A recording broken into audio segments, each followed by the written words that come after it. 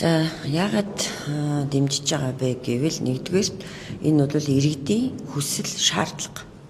Иргэд бол улсын хурлын гишүүдийг ёс зүйтэй байхыг шаардж байна, тий. Тэгэхээр одоо иргэдээ сонгогдсон улсын хурлын гишүүд чи иргэдийнхаа санал санаачлагыг дэмжих ёстой. Нэгдүгээр. За хоёрдугаарт уг хууль нь бол ерөнхийдөө улсын хурлын гишүүдийг ёс зүйтэй байхыг шаардж байна. Энэ буруу зүйл биш. Дээрэс нь авилга албан тушаалын гэмт хэрэгт холбогдчиход орооцолцоход тэгээд ингээд одоо юу ч болоогүй юм шиг те игүүлэн татагддагчгүй бүрэн эрхэнд түтгэлцдэгчгүй нэг ийм байдал руу орчлоо шүү дээ. Өөрөөр хэлбэл улсын хурлын гишүүдийн дарахын эрхийн ард одоо хулгай хийсэн тэр хулгайгаа нуугаа суучдаг болчлоо шүү дээ. Ерөнхийдөө шулуух хууль гэдэг. Тийм учраас энэ хуулийг заавал хилцэх ёстой.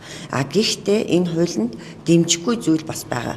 Яг гэвэл улс төрийн нам нь хэрвээ тухайн одоо ялангуяа жагсаалтын гишүүнийг одоо эвгүүлэн татах шаардлагатай гэж үзэх юм бол тэрийг нь улсын хурлаар орж хилцэнэ гэж. Энийг бол би дэмжихгүй байгаа. Яг гэвэл бид нар бол улс төрийн намдаа тангараг өргөөгүй олон нийтийн төлөө, олон нийтийн эрх ашигын төлөө гэж тангараг өргөсөн.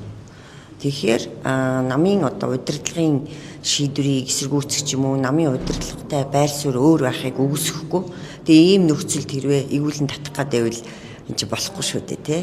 Ёс зүйг яг хуульчлах боломж байна уу гэж үзэлдэн шүү дээ. Яг энэ асуудлыг хилэлцэх шаардлагатай гэдэг утгаар би ярьж байгаа.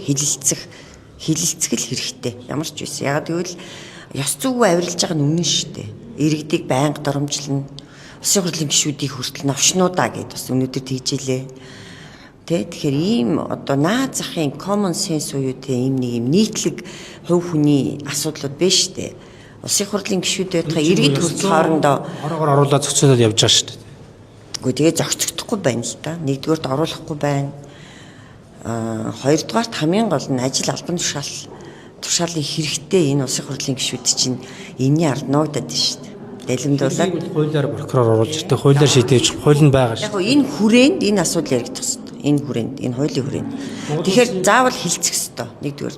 Хоёрдугаар ёс зүйтэй байхыг шаардж байгаа. Тэгэхээр ёс зүйгүй байгаагаа хүлээн зөвшөөрч энэ одоо хуулийг хилцэх шаардлагатай. Ер нь бол улсын хурлын гишүүд яагаад энийг хилцэх ёстой вэ гэвэл иргэдийн зүгээс тавьж байгаа шаардлага улсын хурлын гишүүдийг ёс зүйтэй бай гэж шаардж байгааг өөрснөө ёс зүйгүй байгаагаа хүлээн зөвшөөрч хилэлцэх шаардлагатай.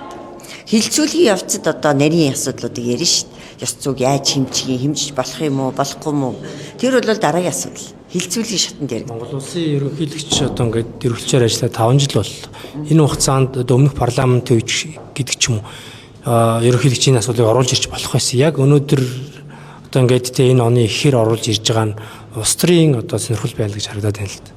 Тэр цаад юм нь бол мэдэхгүй. Би бол мэдэхгүй. Юу харагдаж байгаа би мэдэхгүй. Тийм нарийн энэ томчуудын тэр бие биенийхээ эсрэг ч юм уу арга ударгаар нь ч юм уу хийдэг зүйлийг мэдэхгүй шүү дээ. Ямар ч байсан энэ улсын хурлд асуудалтай авилга албан тушаалын хэрэгтэй хүмүүс байна уу? Байна. Тэдний бүрийн их түтгэлцэхгүй байна уу? Түтгэлцэхгүй байна. Тэ игүүлэн татагдахгүй байна уу? Игүүлэн татагдахгүй байна. Юу үнэн? Энэ үнэн. Тэгэхээр энэ утгаараа энэ асуудлыг заавал авч хэлцэх хэрэгтэй. Тэгээ хилцүүлэн шатнд улсын хурлд ажиллаад тайлгнах ёстой тийм үү? Гэтэл яагаад тайлгнахгүй вэ? Та энэ дэр юу хэлэх вэ? Би нэг юм хэлээ. Ерөнхийлөгчийн дарангуйл тогтлоо гэдэг шиг байна те.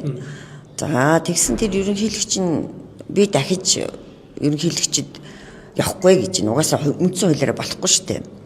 Хэрвээ энэ одоо асуудлыг дахих тийм үү? Өөрөөр хэлбэл нэг бүрэн эрхийн хугацааг дахиж нэмж дахиад сонгогдох ч юм уу ийм боломж үүсгэх юм бол би бол энэний эсрэг байна.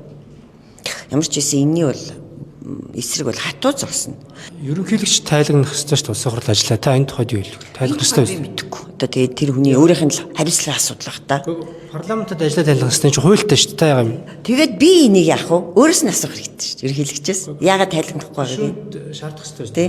Үгүй одоо шаардах энэ хулгай зэлгий зөндөө байна шүү дээ.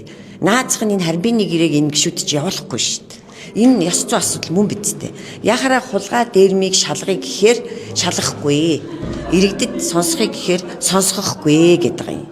Тэр энэ эхний ээлжинд энэ улсын хурлын асуудалтай байгаа гишүүдийн асуудлыг ярмаар байна. Тэ дараагийн ээлжинд тэр дараагийн ерөнхийлөгчийн асуудлыг ярив. Тэ?